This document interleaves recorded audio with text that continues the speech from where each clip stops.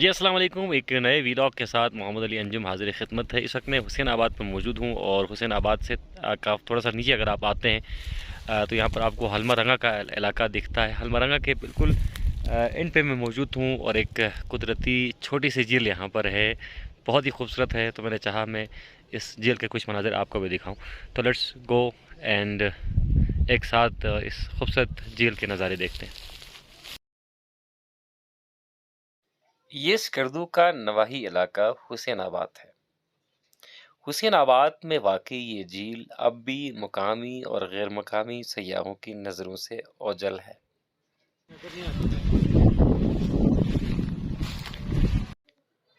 مقامی افراد کے مطابق اس جھیل کا نام سمنپو چھو ہے۔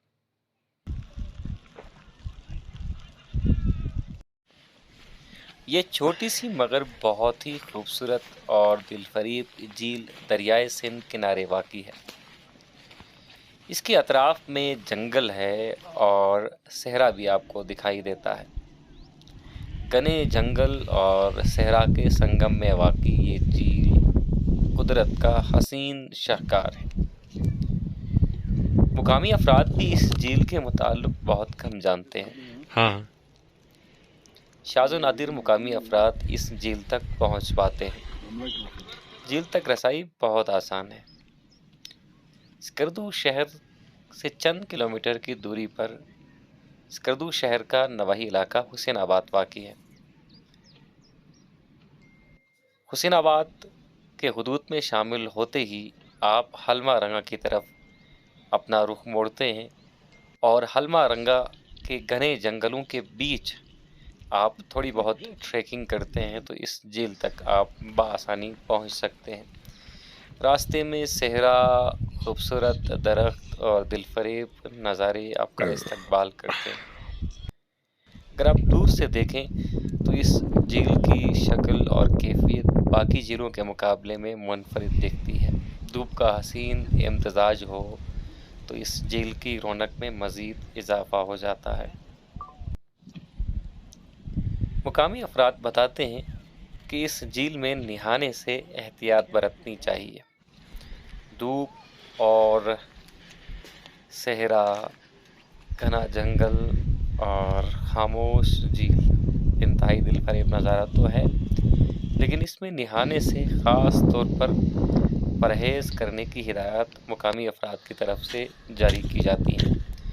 مقامی افراد بتاتے ہیں کہ اس میں جو نہانے گیا وہ بہت کم واپس آیا۔ ایک مقامی فرد سے اس حوالے سے ہماری بات ہوئی تو ان کا یہ بتانا تھا کہ 2 نوجوان اس جھیل میں ڈوب چکے ہیں اور ان کی لاشیں بھی مشکل سے ملی۔ جھیل دکھنے میں بہت چھوٹی ہے، لیکن مقامی افراد کا کہنا ہے کہ جھیل بہت زیادہ گہری ہے۔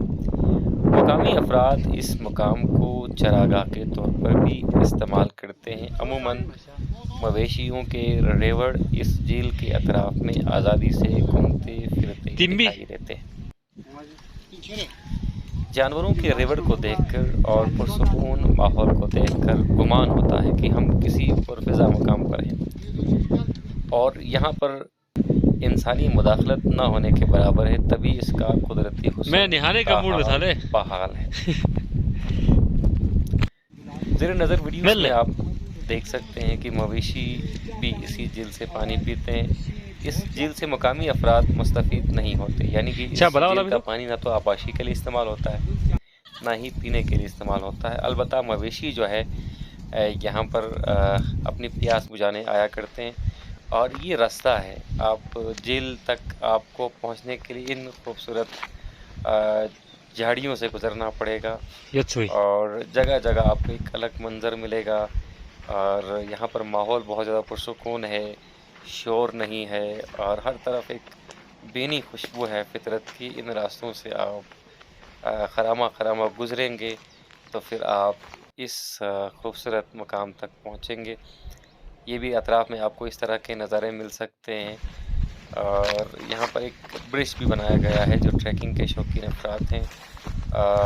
شروع میں چونکہ یہاں پر سیم اور تھور زیادہ زمینیں ہیں تو راستہ نہیں تھا، تو کافی مشکل اور دقت کا سامنا کرنا پڑتا تھا، لیکن اب یہاں پر ایک پل تعمیر کیا گیا ہے، اور پل بھی بہت خوبصورت اور दिलफरीब नोयत का पुल है। आप इस पुल के ऊपर से होकर गुज़रेंगे और पुल के दूसरी तरफ आपको ट्रैकिंग मिल जाएगी।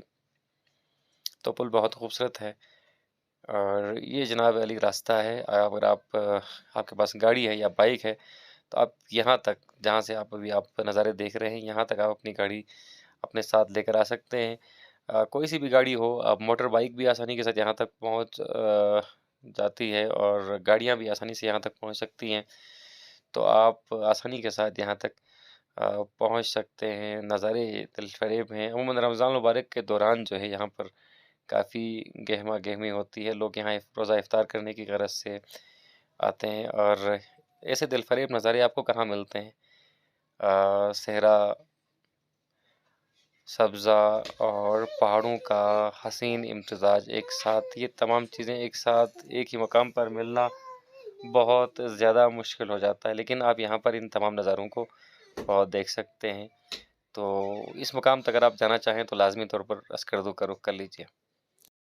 आई होप आपने व्लॉग को एंड तक देखा और पसंद भी किया होगा। कुछ स्कर्दू में ऐसी जगह भी हैं जो अभी तक सयाहों की नज़रों से ओझल है। उन्हीं ओझल तफरीह मकामात में से एक ये झील है जिसे यहाँ मुकामी ज़ुबान में नागपो छू कहा जाता है। तो हमारे चैनल को सब्सक्राइब ज़रूर करें, शेयर करें अपने दोस्तों के साथ। Thank you so much.